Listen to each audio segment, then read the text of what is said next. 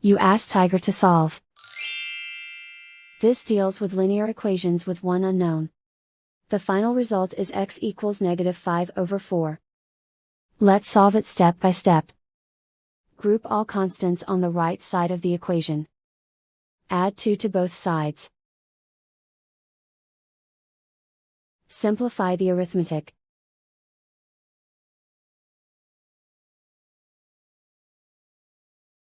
Isolate the x. Divide both sides by -4. Cancel out the negatives. Simplify the fraction. Move the negative sign from the denominator to the numerator. And so the final result is x equals -5/4.